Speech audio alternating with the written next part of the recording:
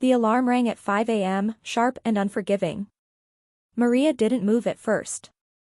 For a brief second, she stayed still under the thin blanket, eyes closed, pretending she hadn't heard it. Pretending she didn't have somewhere to be. Pretending her body didn't feel like it had been carrying bricks all night. The alarm rang again. She exhaled slowly and reached over, silencing it before it could wake the kids. The room was cold. Not the kind of cold that bites instantly, but the kind that lingers, creeping into your bones, reminding you that comfort is a luxury. Maria sat up, rubbing her arms, and glanced toward the corner of the room. Daniel and Sophia were curled together on the mattress, sharing one blanket. Sophia's tiny hand rested on her brother's sleeve, like she was holding on to him even in her sleep. Maria watched them for a moment. That was always the hardest part of her day, not waking up, not the exhaustion, not even the fear. It was this.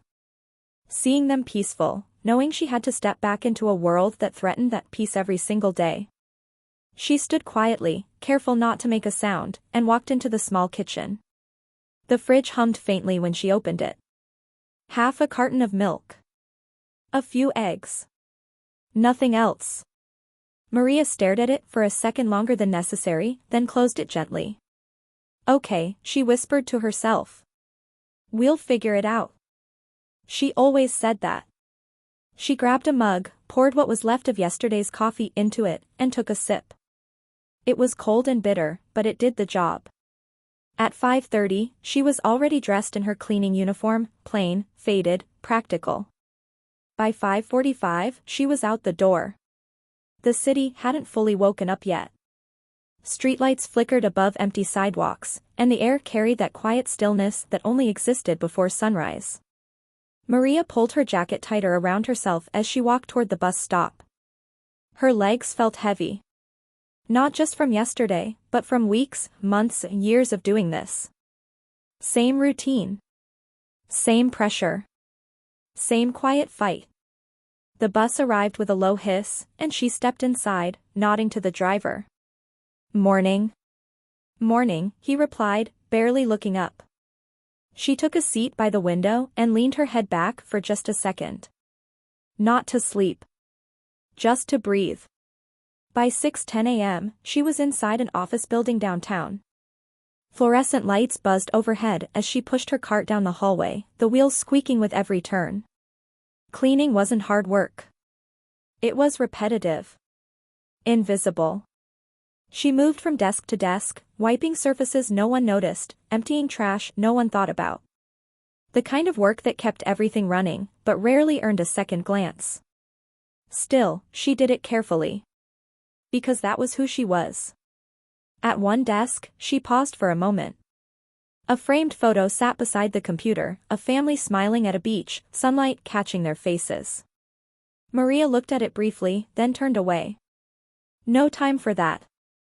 By 10:45, her first shift ended.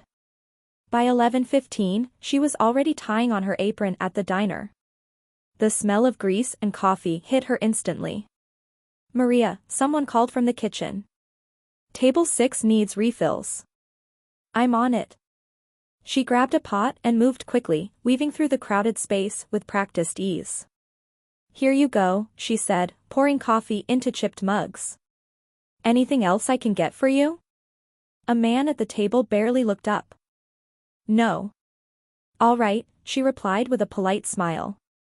She turned, already moving to the next table. No pause. No rest.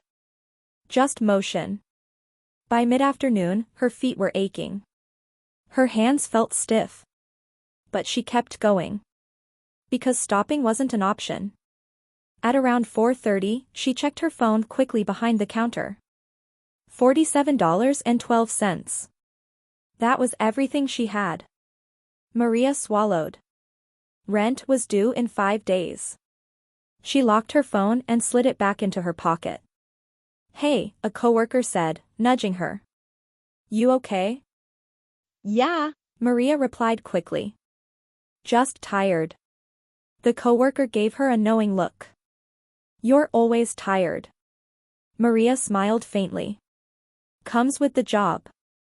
By the time she reached home that evening, the sun had already begun to set. The apartment was dim when she stepped inside. "Mom." Sophia's voice rang out as she ran toward her. Maria barely had time to put her bag down before she caught her daughter in her arms. "Hey, sweetheart." Daniel followed more slowly, holding a notebook. "Mom," he said, "I finished my homework." "Let me see," she said, crouching down beside him. He handed it over, watching her closely as she flipped through the pages. "You did all this today?" He nodded. Maria smiled, genuinely this time. "I'm proud of you." Daniel hesitated, then asked quietly, "Mom, do you ever get a day off?" The question caught her off guard. She looked at him, then at Sophia, who was now sitting on the floor, drawing with a dull pencil. Maria forced a light tone. "Of course I do." "When?" She paused. "Soon," she said softly. "Very soon." Daniel studied her face, like he was trying to decide if he believed her. Then he nodded. "Okay." Later that night, after the kids had eaten and gone to bed, Maria sat alone at the small kitchen table. The apartment was quiet again. Too quiet. She pulled out a folded paper from her bag. The rent notice. She stared at it, her eyes tracing the numbers like they might somehow change if she looked long enough. They didn't. She leaned back in her chair and closed her eyes. For a moment, everything caught up with her, the exhaustion, the pressure, the fear she kept pushing down all day. Her chest tightened. Not panic. Not yet. Just wait. Heavy, constant, unavoidable. Maria opened her eyes again and looked toward the bedroom. Her kids were sleeping. Safe. Warm enough. Together. That was all that mattered. She folded the paper carefully and set it aside. "Tomorrow," she whispered. "I'll figure it out tomorrow."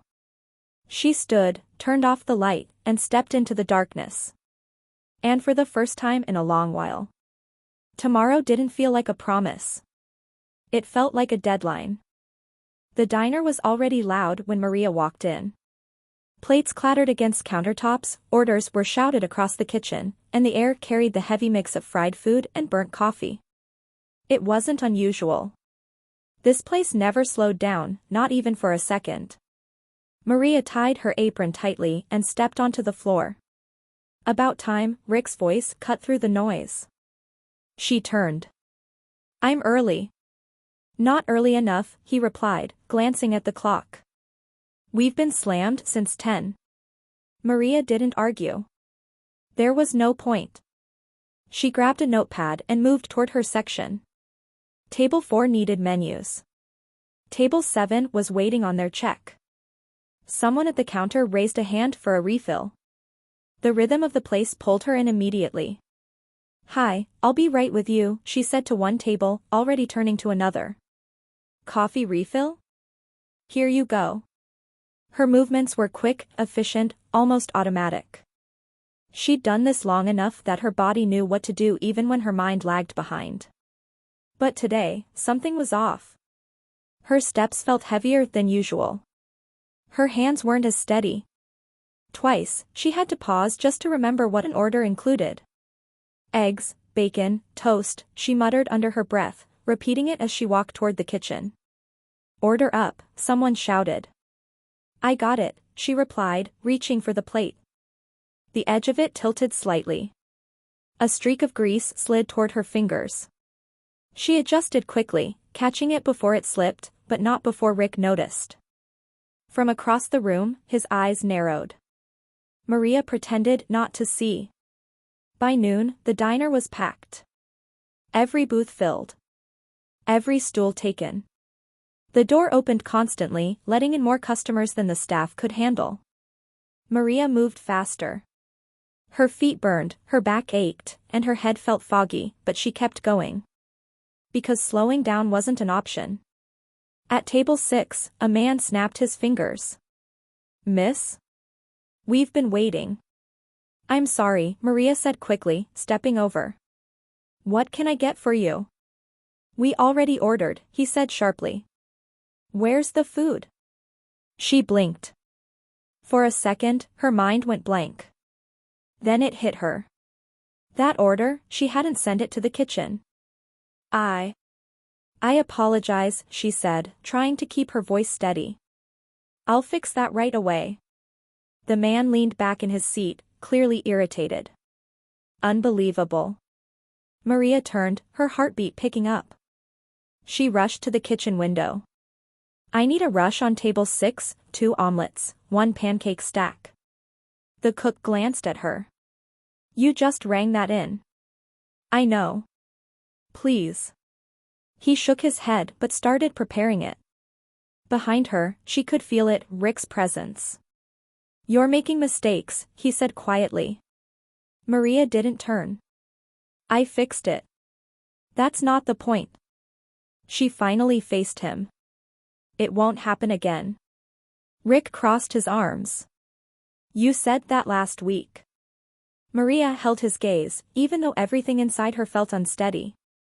I've been covering extra shifts. And now it's affecting your work, he replied flatly. She opened her mouth to respond, but stopped. There was nothing she could say that would matter. Rick didn't wait for an answer. He simply walked away. The rest of the shift didn't get easier. If anything, it became more chaotic. Maria spilled water while refilling glasses, just a few drops, but enough to draw attention. She forgot a side of fries. She had to double-check orders she would normally remember without thinking. Each small mistake added weight. Each glance from Rick made it worse. By 3 p.m., her energy was gone. She leaned briefly against the counter, closing her eyes for a second. Maria. Her eyes opened immediately. Rick stood a few feet away. Come with me. The office was small and dim, tucked behind the kitchen. Maria stepped inside, the noise of the diner fading as the door shut behind her. Rick didn't sit. Neither did she. For a moment, he said nothing. He just looked at her, like he was measuring something, deciding something. Then he spoke. We need to talk about your performance. Maria's chest tightened slightly. I know today wasn't. It's not just today, he interrupted. She stopped. Rick walked around the desk slowly. You've been slipping. I've been working double shifts, Maria said, keeping her voice controlled. I'm covering for 2 people. And I appreciate that, he replied, though his tone suggested otherwise.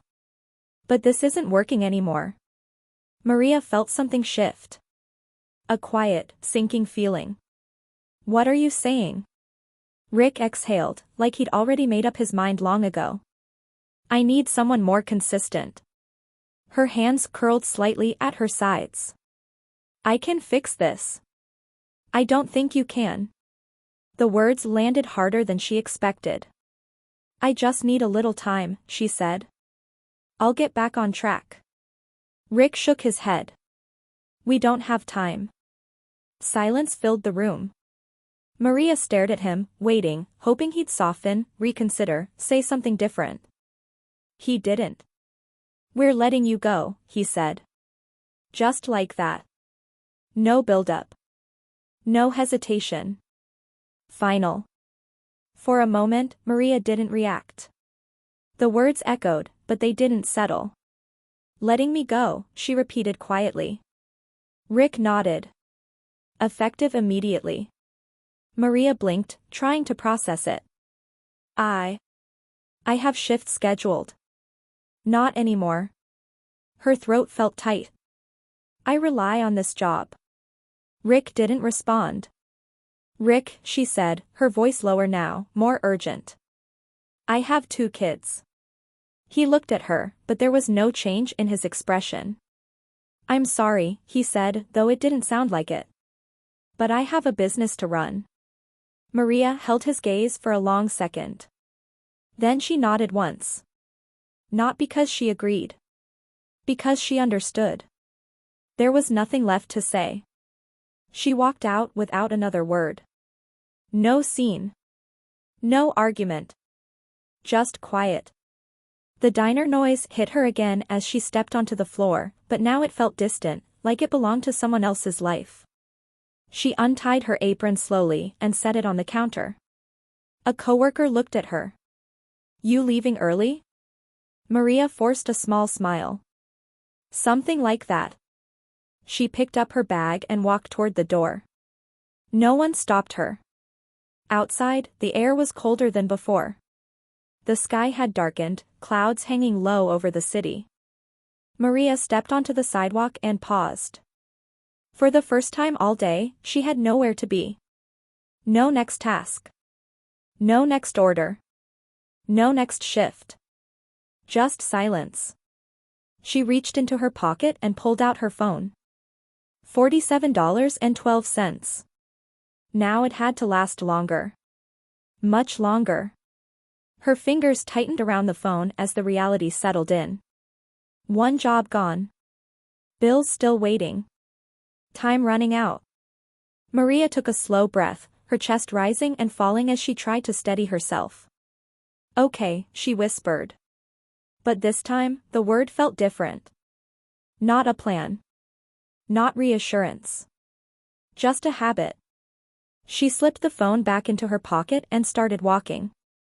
The street stretched ahead, long and uncertain. And for the first time, she wasn't sure where it led. The next morning arrived too quickly. Maria woke before the alarm, her eyes opening into the same dim ceiling, the same cold air, the same quiet weight pressing down on her chest. For a moment, she didn't move. Then the memory returned, sharp, immediate. The diner. Rick.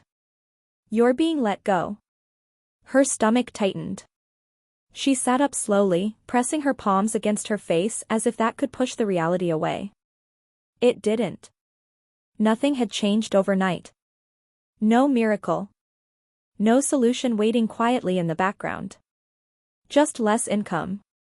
Less time. More pressure. From the mattress in the corner, Sophia stirred. Mom, her small voice mumbled. I'm here, Maria said softly, standing and walking over. Sophia blinked up at her. Is it morning already? Almost, Maria replied, brushing a strand of hair from her daughter's face. Go back to sleep for a few minutes. Daniel shifted beside her, pulling the blanket closer around both of them. Maria watched them again, that familiar ache settling in her chest, not pain exactly, but something heavier. Responsibility. Fear. Love, all tangled together. She stood and walked into the kitchen. The fridge looked worse today. Half a carton of milk. 1 egg. Maria stared at it, calculating automatically. Breakfast today, maybe something small. Lunch? She'd figure that out later. She closed the fridge and leaned against it briefly, exhaling. Think, she whispered to herself. You need a plan. But her mind felt slow, like it was working through fog.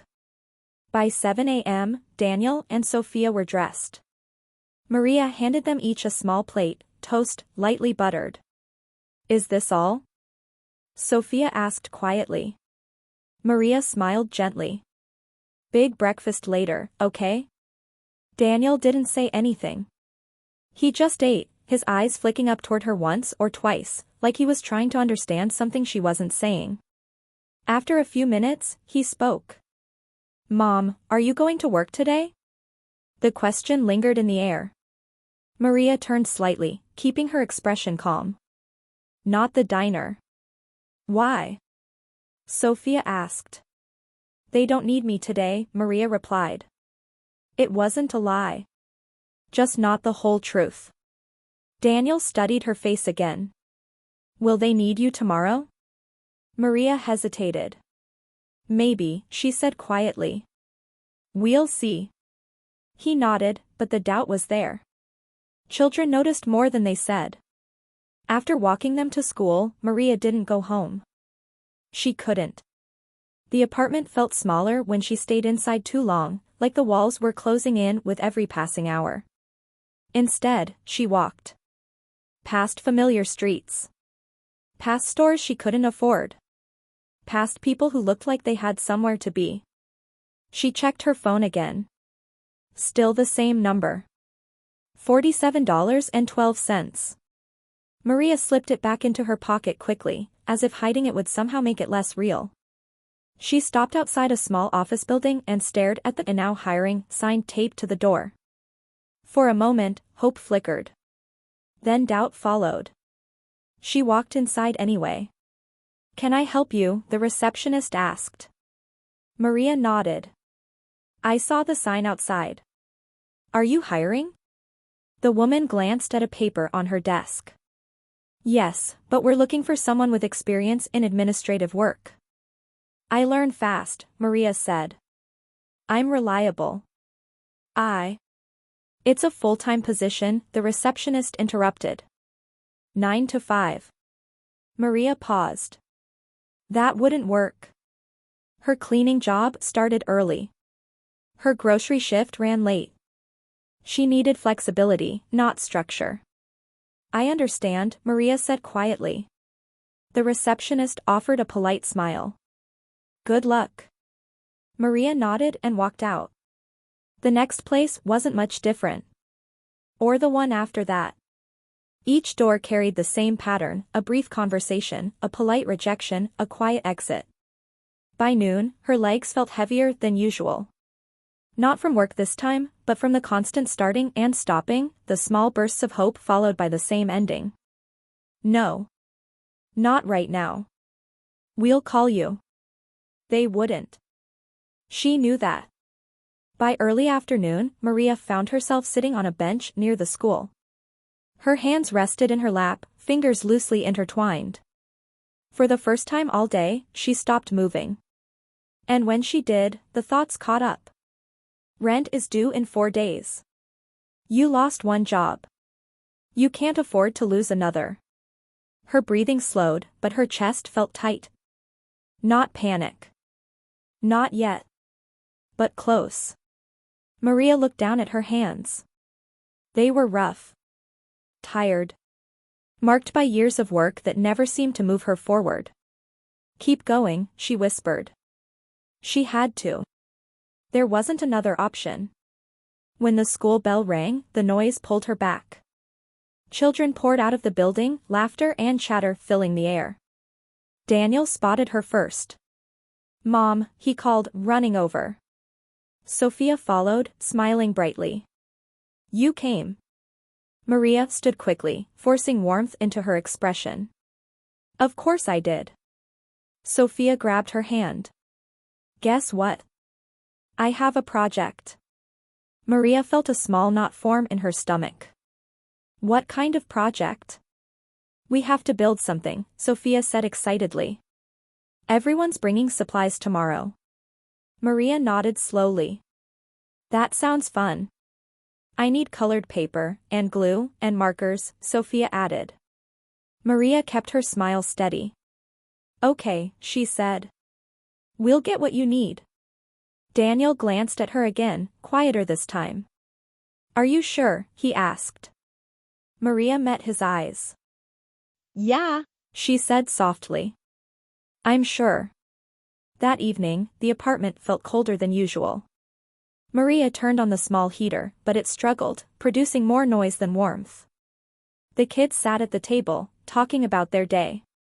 Maria listened, nodding, responding when needed, but her mind kept drifting. Numbers. Time. Possibilities. None of them added up. After dinner, Sophia approached her with a hopeful look. "Can we go get the supplies now?" Maria hesitated. "Tomorrow," she said gently. "We'll go tomorrow." Sophia nodded, though her excitement dimmed slightly. "Okay." The diner felt different that night. Not quieter, if anything, it was louder than usual. Orders bounced between the kitchen and the floor, chairs scraped against the tiles, and the air carried a restless energy that never settled. But to Maria, it all felt distant, like she was moving through it instead of being part of it. She had picked up the shift anyway. Even after everything. The manager on duty wasn't Rick, it was Carla, who had agreed to let Maria cover a last-minute opening. No questions asked. No sympathy offered either. Just a quick nod and a reminder to keep up. Maria tied her apron and stepped into motion. Table 3 needed menus. The counter was filling up. Someone waved impatiently near the window. Coming, she called, forcing energy into her voice. Her body responded out of habit, even if her mind lagged behind. She moved faster than she felt, balancing plates, pouring coffee, taking orders with a steady tone that didn't quite match the exhaustion beneath it. For a while, it worked. She kept pace. No mistakes. No pauses long enough to draw attention. Just movement. Then the door opened. The small bell above it rang once. Maria didn't look at first. Customers came and went all the time. It didn't matter. But something shifted. Not in the room, but in her awareness. A pause that didn't belong to the chaos. She glanced up. A man stepped inside, closing the door quietly behind him. He wasn't dressed like most of the regulars. No worn jacket, no rushed posture. His coat was clean, structured. His movements unhurried. He didn't scan the room like someone looking for a seat. He already seemed to know where he was going. The corner booth. He walked over and sat down, placing his hands calmly on the table. For a second, Maria watched him. Then someone called her name. Maria. Order up. She turned immediately. Got it. Minutes passed. Maybe more. Time blurred the way it always did during a rush. Maria moved between tables, refilling cups, clearing plates, keeping everything from falling apart. But every now and then, just briefly, her eyes drifted back to the corner booth. The man hadn't moved much. No phone. No newspaper. No distraction. Just sitting there. Watching. Not in a way that felt uncomfortable. Just observant. When she finally reached his table, she carried a pot of coffee in one hand and her notepad in the other. Hi, she said, her voice steady. What can I get for you? The man looked up. His expression was calm, but his eyes were sharp, focused in a way that made her feel like he wasn't just seeing her, but noticing her. Just coffee, he said. Maria nodded. Sure. She poured it carefully, the dark liquid filling the cup with a quiet stream. Anything else? She asked. He didn't answer right away. Instead, he tilted his head slightly. You've been on your feet all day, he said. It wasn't a question.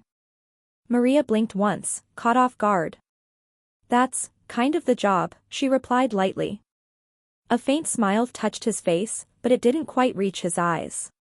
No, he said. That's more than just the job. Maria hesitated. For a second, she considered brushing it off, moving on, treating it like small talk. But something in his tone made that harder than it should have been. I'm fine, she said instead. He didn't argue.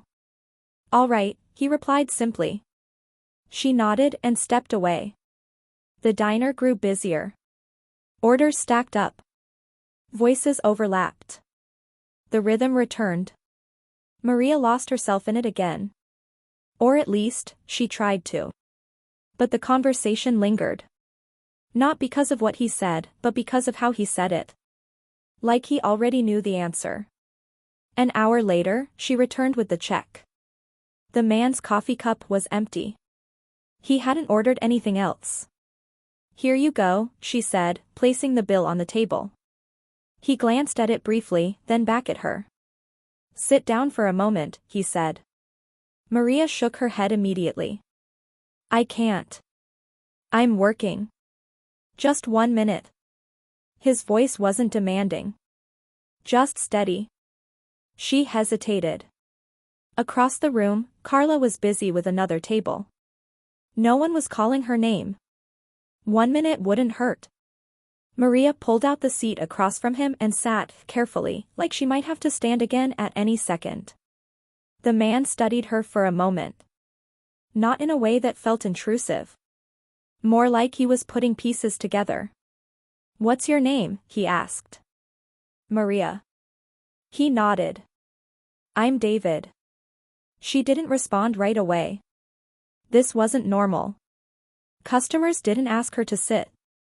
They didn't ask questions beyond the menu. "Tell me something, Maria," he said. She waited. "What's the hardest part?" She frowned slightly. "Of what?" "All of this." Maria let out a small breath, almost a laugh, but there was no humor in it. "That's a big question for a cup of coffee." David didn't smile this time. "Still worth asking." Maria looked down at her hands. For a moment, she thought about giving a simple answer. Something easy. Something distant. But the words didn't come. Instead, something else did. "The hardest part," she repeated quietly.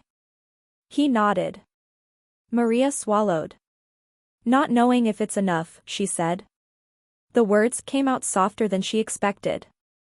"Working all day, doing everything you can, and still wondering if it's going to fall apart anyway." David listened without interrupting. Maria continued, her voice steady but low.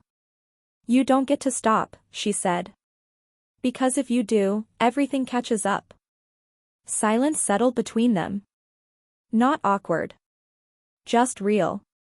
After a moment, David leaned back slightly. "And if you keep going?" he asked. Maria looked up at him. "Then maybe it falls apart later," she said. The noise of the diner crept back in around them. A plate dropped somewhere in the kitchen. Someone laughed near the counter. But at that table, everything felt quieter. Focused.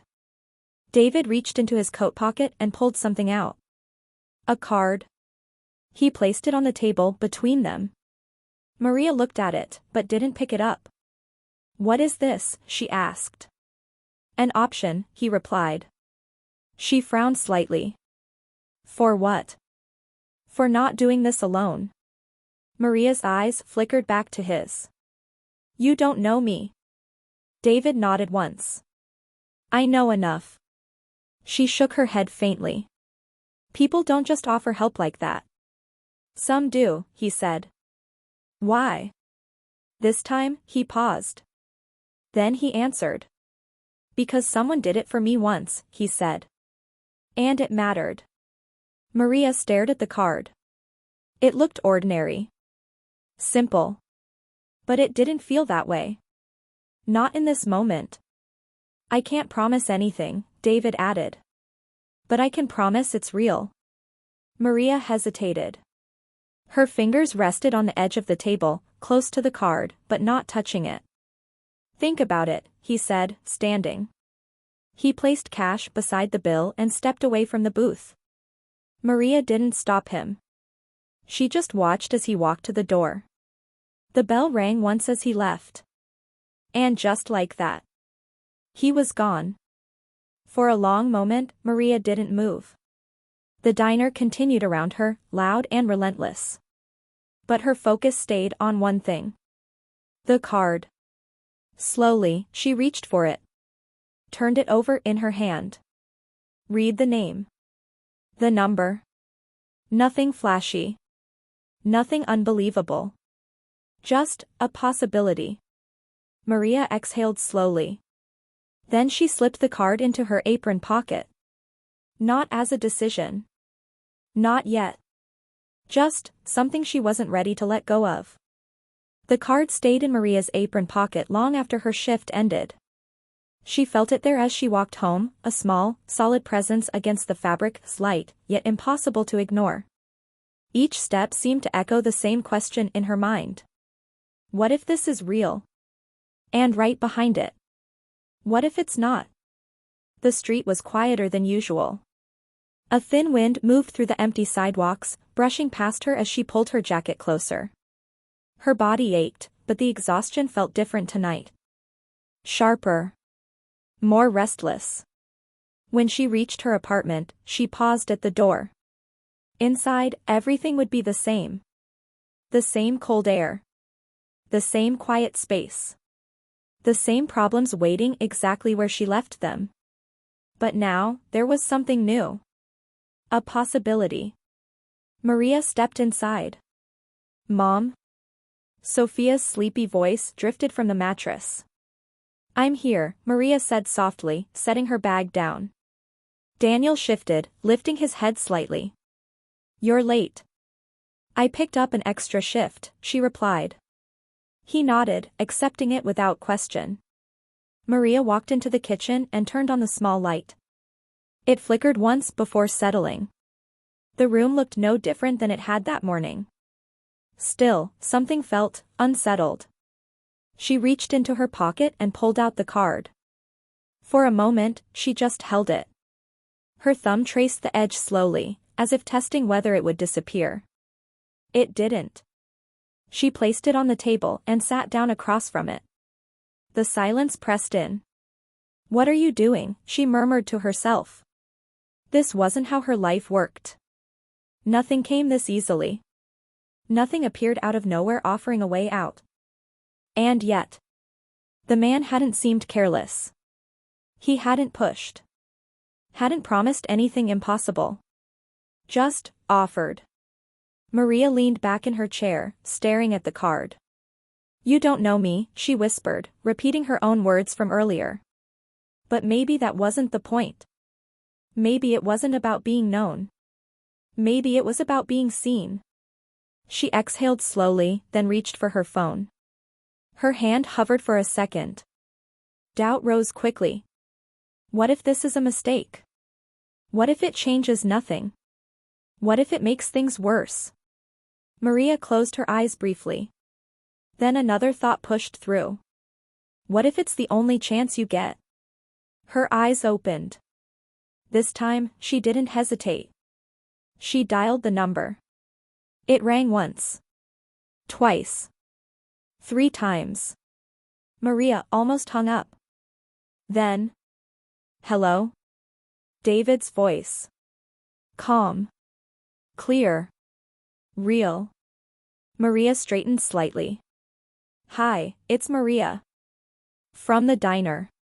A brief pause. I was hoping you'd call, he said. Something in her chest shifted. Not relief. Not yet. But something lighter. I wasn't sure if I should, she admitted. That's fair, he replied. It's not an easy decision. Maria looked down at the table. I don't even know what I'm saying yes to. You're not saying yes, David said. You're just asking what's possible. She let that settle. What is possible? She asked quietly. The next morning felt different. Not easier. Not lighter. But clearer. Maria dropped the kids off at school with the same routine, same smiles, same reassurances, but inside, something had shifted. For the first time in days, she had direction. She followed the address David had given her. It wasn't far from downtown. A modest building, clean but not extravagant. No large signs, no flashy design. Just a quiet place. Maria stood outside for a moment, looking up. This didn't look like a miracle. It looked normal. And somehow, that made it more real. She stepped inside. The office was simple. A few desks. A small waiting area. People moving with purpose, but without rush. David stood near the back, speaking with someone. When he saw her, he nodded once and walked over. You came. Maria crossed her arms lightly. I said I would. He smiled faintly. That matters. She glanced around. So, what is this place? A logistics company, he said. We handle distribution for small businesses. Maria frowned slightly. I don't have experience with that. I know, he replied. But you have something else. She raised an eyebrow. Like what? Consistency, he said. Discipline. The ability to show up when it's hard. Maria didn't respond immediately. I'm not offering you a shortcut, David continued. This is work. Real work. But it's stable. How stable? She asked. Enough to build something, he said. Maria looked at him carefully. No exaggeration. No pressure. Just truth. What would I be doing? She asked. Starting simple, he said. Assisting with scheduling, organizing shipments, learning the system. She nodded slowly. And if I can't keep up? David met her gaze. Then we figure it out, he said. Not replace you. The difference hit her instantly. Not replace you. No one had said that to her before. The first week wasn't easy. Maria learned quickly, but there was a lot to learn. New systems. New routines. New expectations. But for once, the effort felt different. It wasn't just about surviving the day. It was about building towards something. She still woke up early. Still worked hard. But she came home earlier. She sat with her kids longer. She listened without checking the clock every few minutes. Small changes. But meaningful ones. 2 weeks later, the apartment felt warmer. Not physically, the heater was still unreliable, but something in the space had shifted. There was food in the fridge. Not much, but enough.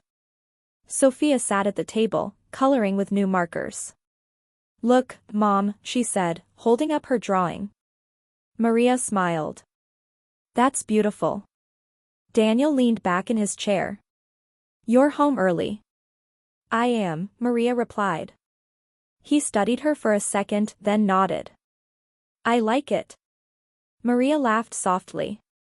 So do I. That night, after the kids were asleep, Maria stood by the window. The city lights stretched out in the distance, steady and quiet. She thought about everything. The exhaustion. The fear. The moment she almost gave up. And the moment she didn't. Life hadn't changed overnight. The problems hadn't vanished. But something had shifted.